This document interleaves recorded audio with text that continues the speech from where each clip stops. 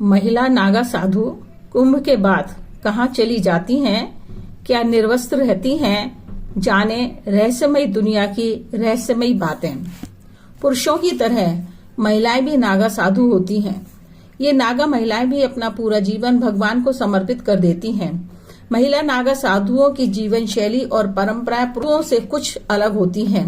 यद्यपि वे भी नागा साधुओं की तरह ही सामाजिक और पारिवारिक जीवन से दूर रहती हैं और अपने जीवन को आध्यात्मिक अभ्यास को समर्पित करती हैं।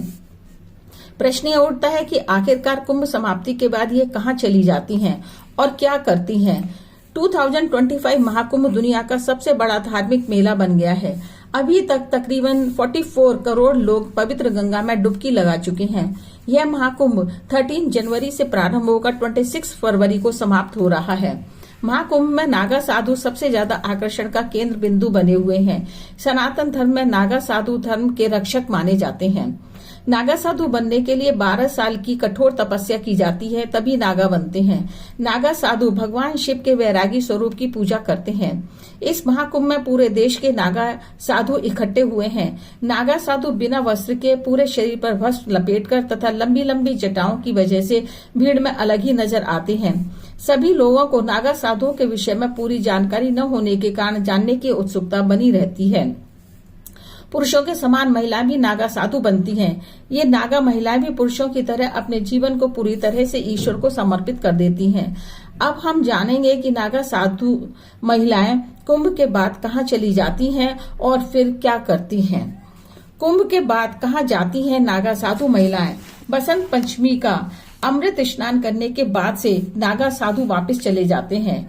अब सवाल यह उठता है कि आखिर यह महिला नागा साधु कहाँ चली जाती हैं। महिला नागा साधु कुंभ के बाद अपने अपने आश्रमों में वापस चली जाती हैं।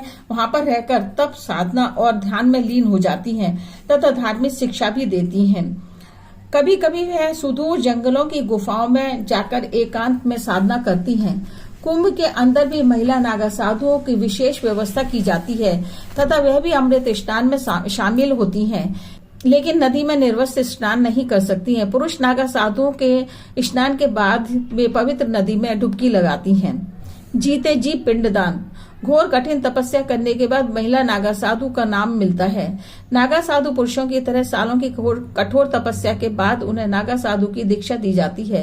महिला नागा साधुओं को अपने बाल मुड़वाकर स्वयं ही अपना पिंडदान करना होता है। इसके बाद दीक्षा दी जाती है और फिर उन्हें नया नाम दिया जाता है। उन्हें सांसारिक जीवन से पूरी तरह दूर होकर के सिर्फ प्रभु भक्ति में लीन रहना होता है। नागा बनने के बाद पवित्र नदी में 108 डुबकी लगा करके अपना पिंडदान करती हैं तथा इनको ब्रह्मचर्य की परीक्षा भी देनी पड़ती है। महिला नागा साधुओं का जीवन सबसे अलग। इनका जीवन सबसे अलग तथा निराला होता है। गृहस्थ जीवन से दूर हो चुकी महिला नागा साधुओं की दिन की शुरुआत तथा दिन का अंत भगवान की पूजा में ही होता है। इनका जीवन अनेकों कठिनाइयों से भरा होता है। महिला नागा साधुओं को इस दुनिया और दुनियादारी से कोई मतलब नहीं होता है।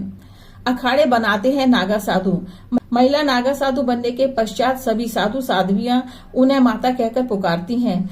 माई बाड़ा में महिला नागा साधु होती हैं, जिसे अविस्तृत रूप देने के बाद दशनाम संन्यास ने अखाड़ा बना दिया गया है। साधु संतों में नागा एक पदवी मानी जाती है। साधुओं के वैष्णव, शैव, उदासीन संप्रदाय हैं। इन तीनों संप्रदायों के लिए अखाड़े नागा साधु ही बनाते हैं। महिला नागा साधुओं को माता और अवधूतानी कहा जाता है। क्या महिला नागा साधु निर्वस्त्र रहती हैं? महिला नागा साधु की जिंदगी के विषय में बहुत कम लोग जानते हैं। महिला नागा साधु की परंपरा में कपड़े पहनने का महत्व है, लेकिन उनके कपड़े बहुत साधारण तथा बहुत कम होते हैं। वे गेरुए रंग का कपड़ा पहनती हैं, जिसे गंती कहते हैं। यह बिना सिला कपड़ा होता है और संन्यास लेने के बाद ही पहना जाता है। माथे पर लंबा तिलक लगाना होता है। महिला नागा साधु कैसे बनती हैं? महिला नागा साधु बनने की प्रक्रिया बहुत ही जटिल और कठिन होती है। जब पंचों को यह विश्वास हो जाता है कि अब गृहस्थ जीवन में दोबारा नहीं लौटेंगी, तब उन्हें नागा साधु बनाने की इजाजत दी जाती है। उसके बाद सबसे पहले 6 से 12 साल तक ब्रह्मचर्य का पालन करना होता है। इस दौरान पहले यह देखा जाता है कि वे ईश्वर की सेवा में पूरी तरह समर्पित है या नहीं है। नागा साधु बनने से पहले कुंभ में अपना पिंडदान करना पड़ता है। इसका अर्थ होता है कि वे अपने पिछले जन्म से मुक्ति ले लेती हैं, अर्थात अब तक का जो जीवन जिया था उससे मुक्ति। उसके बाद बाल मुड़वा करके पवित्र नदी में स्नान करती हैं। यहीं से उनका साधना काल प्रारंभ हो जाता है। नागा साधु बनने में 10 से 15 साल लगते हैं। महिला नागा साधु क्या खाती हैं? यह महिला नागा साधु बहुत सादगी और अनुशासन से अपना जीवन व्यतीत करती हैं। सुबह जल्दी उठकर भगवान शिव की पूजा और शाम को दत्तात्रेय भगवान की आराधना करती हैं। उनका पूरा जीवन और प्रत्येक दिन भगवान के नाम पर जाप और साधना में ही निकलता है। ये सिर्फ शाकाहारी भोजन करती हैं। उनके खाने में फल, कंदमूल, फल, फूल और जड़ी बूटियां होती हैं। वे तामसिक तथा तला भुना खाना नहीं खाती हैं। कुंभ में विभिन्न अखाड़ों के साधु सन्यासी आते हैं, शाही स्नान और अमृत स्नान करते हैं, पवित्र नदियों के किनारे कठिन तपस्या करते हैं। यही एक ऐसा मौका मिलता है जब पूरी दुनिया से दूर कहीं सुदूर जंगलों, आश्रमों या फिर मठों में कठिन तपस्या साधना करने वाले साधु संतों, अघोरी बाबा, नागा साधु, पुरुष एवं महिलाएं दोनों दुनिया और समाज के सामने आते हैं। इन साधुओं में कुछ तो अपने विस्मयकारी रूपों के कारण जनता को आकर्षित करते हैं। प्रयागराज में चल रहे महाकुंभ में साधु संतों के अद्भुत रूपों को देखने के लिए जनता में भीड़ लगी हुई है।